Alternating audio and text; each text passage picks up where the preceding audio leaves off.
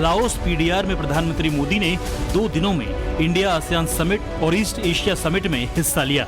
इन सम्मेलनों के जरिए मोदी ने भारत का नजरिया दुनिया के सामने रखा। तो दुनिया किस तरह भारत को तवज्जो देने लगी है, इसे सिर्फ ऐसे समझें कि लाओस यात्रा के आखिरी दिन हुए 19वें ईस्ट एशिया समिट में पीएम मोदी को मेजबान और अगले समिट के अगले अध्यक्ष के फौरन बाद संबोधन के लिए आमंत्रित किया गया।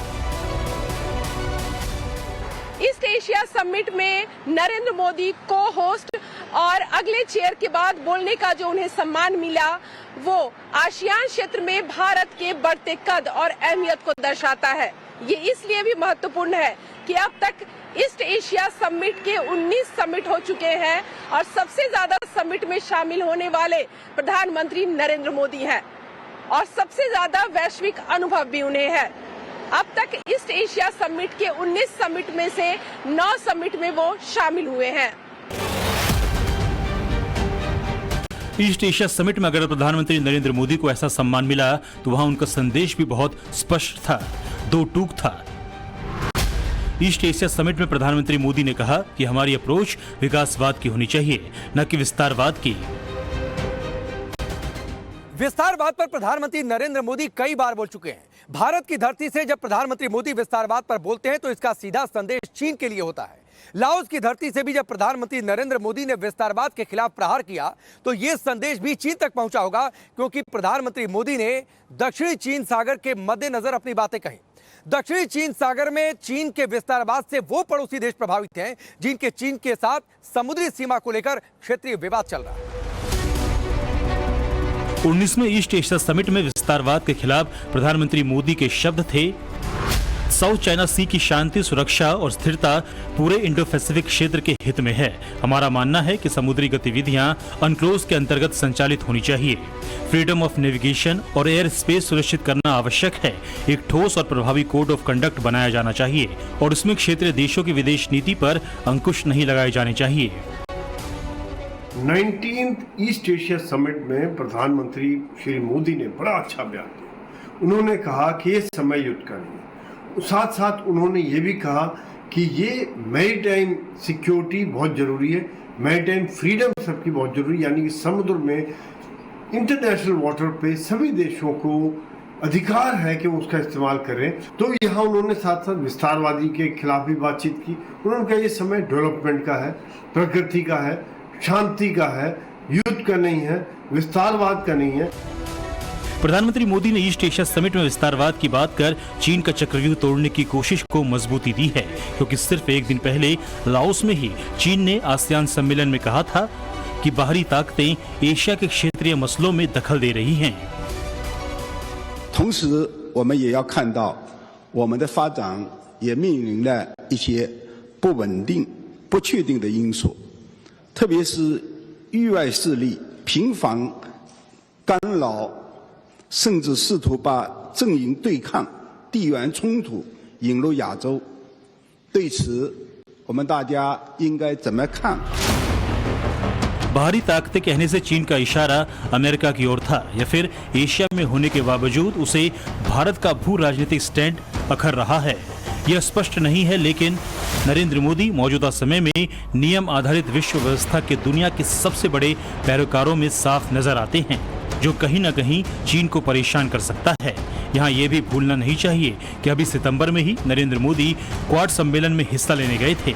उस क्वाड समिट को लेकर भी चीन की त्योरियां चढ़ी थी। You worked with the Trump administration. You served in the Trump administration earlier. What would you make of the Chinese foreign minister saying that Quad was artificially creating tension, inciting confrontation and containing the development of other countries? How would you respond to that? I'm not surprised that China doesn't like the Quad. Because, you know, that it does show that powerful democracies want to see the preservation of the current regional order, and China wants to upend that order. They want to change things. Quad से लेकर ASEAN तक भारत की कूटनीति बिना किसी दबाव के काम कर रही है, तो इसकी बड़ी वजह नरेंद्र मोदी हैं। यहाँ ये नहीं भूलना चाहिए कि 8 अक्टूबर को हरियाणा चुनाव का नतीजा आने से पहले तक राहुल गांधी जैसे विपक्ष के कुछ नेता देश और दुनिया को ये समझाने में लगे थे कि नरेंद्र मोदी का मैजिक खत्म हो चुका है। लेकिन जब विपक्ष उन्हें 1/3 प्रधानमंत्री कह रहा था, तब उन्हें नीतीश नायडू की बैसाखी पर चलने वाला प्रधानमंत्री कहा गया। उसी समय घरेलू राजनीति के इन दबावों के उलट मोदी भारत की कूटनीति में निजी दखल और समय देने से नहीं चूके। तीसरी बार प्रधानमंत्री बनने की शपथ लिए हुए 1 हफ्ते भी नहीं बीते थे कि 13 और 14 जून को इटली में G7 सम्मेलन में मोदी ने हिस्सा लिया। 8 से 10 जुलाई के बीच प्रधानमंत्री मोदी रूस और ऑस्ट्रिया के दौरे पर थे। 21 से 23 अगस्त के बीच प्रधानमंत्री का पोलैंड और यूक्रेन का दौरा हुआ। 3 से 5 सितंबर के बीच मोदी ब्रुनेई और सिंगापुर के दौरे पर थे।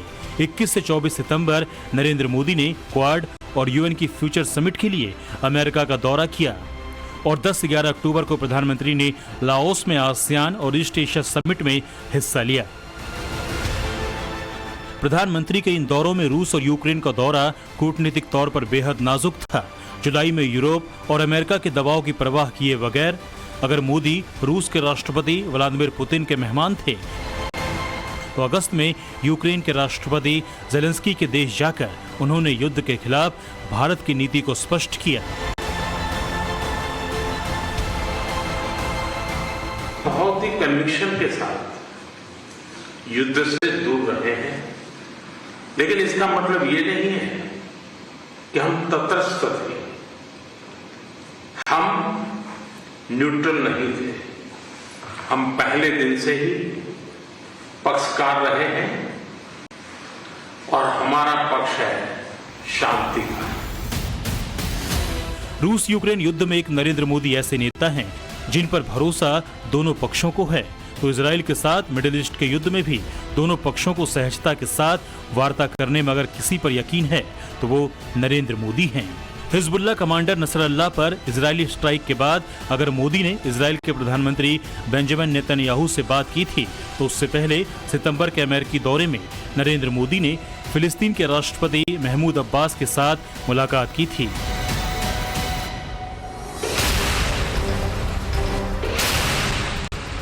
दुनिया में बढ़ रहे तनाव के कई फैक्टर हैं। रूस यूक्रेन युद्ध, इजराइल मिडिल ईस्ट युद्ध और दक्षिण चीन सागर जैसी जगहों पर छोटे छोटे संघर्षों को रोका नहीं जा पा रहा, ये एक सच्चाई है। लेकिन इनमें भारत के नजरिए से राष्ट्र प्रथम और दुनिया के नजरिए से विश्व बंधुत्व की बात करने वाला सबसे विश्वसनीय चेहरा अगर कोई नजर आता है तो वो नरेंद्र मोदी ही हैं।